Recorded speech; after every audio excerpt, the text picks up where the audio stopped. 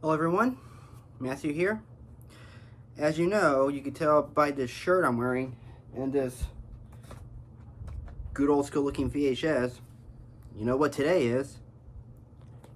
Happy Ghostbusters Day! You all know me.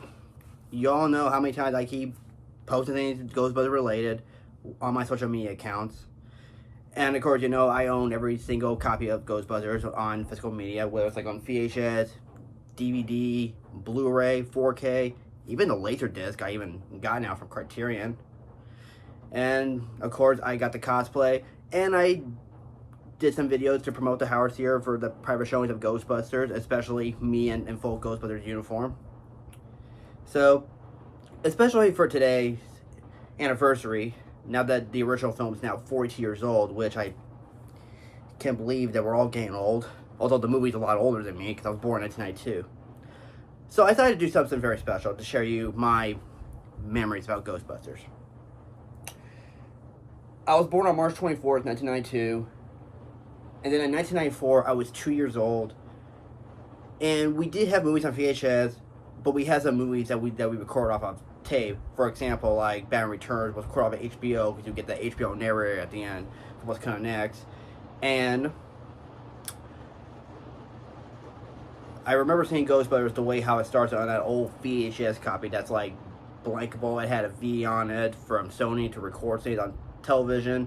And my vaguest memory I remember at a young age, I remember the way it starts off. It starts off already that the librarian is already being spooked by a ghost already. There was no Colonial logo or showing the New York Public Library. It was just like that, just gets right to you into it. And then the Ghostbusters scene kicks in, and then the movie ends, and then fades to black, and then we didn't have the entire end credits. It would just cut the black for the end credits, and it would just stop. I remember that. That was like my gateway to Ghostbusters on VHS. And I will admit, as a 2-year-old, I was like the wrong age for that movie, as I mentioned before when I had that screening at the Howard Theater.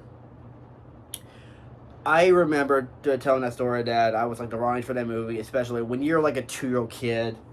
Even for the film's rating being PG, there are some things that you would not make it today. Which, of course, you have some innuendos that kids would not understand. You got them smoking, you got them swearing, and yes, you even have a Ghostbuster who has a kinky moment with a ghost. So, but no need to go further than that. But then, of course, yes, in the mid to late 90s, we actually have actual copies that goes with the VHS from the Columbia TriStar Family Collection when we have 1 and 2. This time in full uncut form without any commercials or anything that's recorded by HBO. It was just presented as it is. And I didn't question much about the plot or anything. I just like to see Ghostbusters being the Ghostbusters. They go in, they catch ghosts, you hear the theme song, and yeah. But of course, yes, I do remember. I do remember when I was in the 2000s, I think, or late 90s, I think I started to slowly lose my interest in Ghostbusters because I was trying to move away all this stuff and this and that, and I just really never cared for it at all because I just move on to other things as I don't have that much love for Ghostbusters as I had when I was a kid. But until then, when I got to junior high school and then reading around stuff about learning about filmmaking, especially, of course, my love for Star Wars and so on, I actually did start revisiting those films when I was like in 7th or 8th grade. I believe 7th in my book. And I put the tape in and I forgot how great that movie was. Especially, it's just a timeless movie in my book. Because you got quotable one-liners, you got a catchy theme song, you got great special effects, lots of action, comedy, horror, sci-fi, bit of romance. Has everything you want out of a movie like that. That's a multi-genre film. And I know that we have the sequel, which I really enjoy, but we can all agree that this I'm wearing right now, the first one, will always be the best one.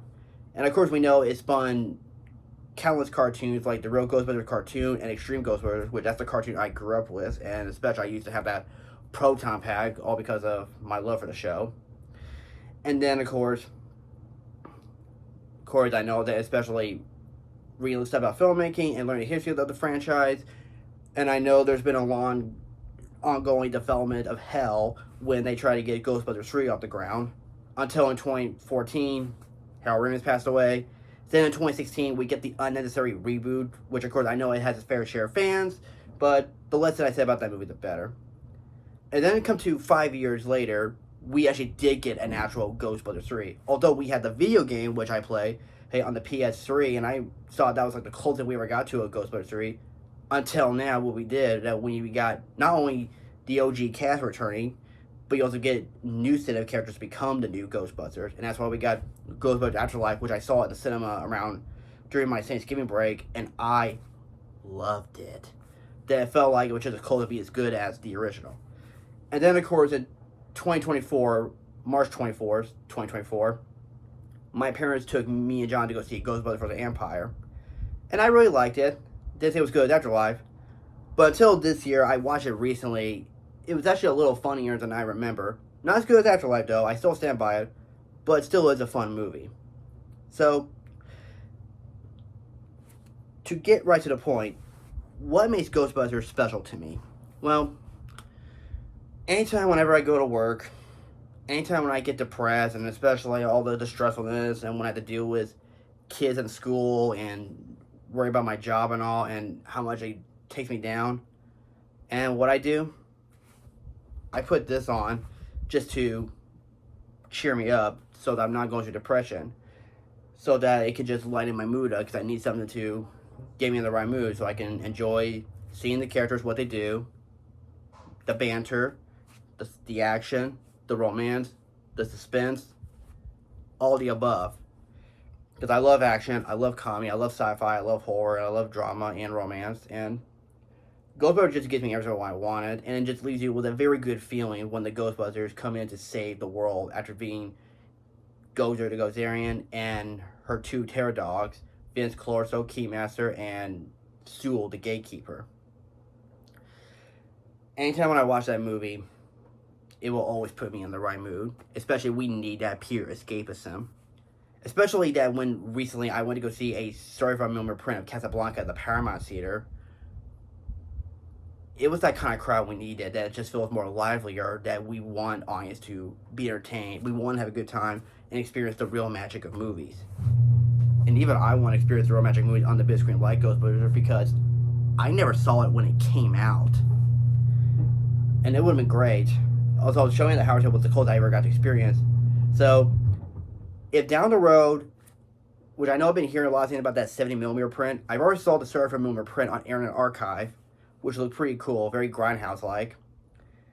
I would love to see a 70mm print of Ghostbusters if it ever gets to be shown at the Paramount Theater in downtown Austin, Texas. So, if they're watching this, to everyone at Ghost Corp and Sony, please bring that 7mm print of Ghostbusters to the Paramount Theater.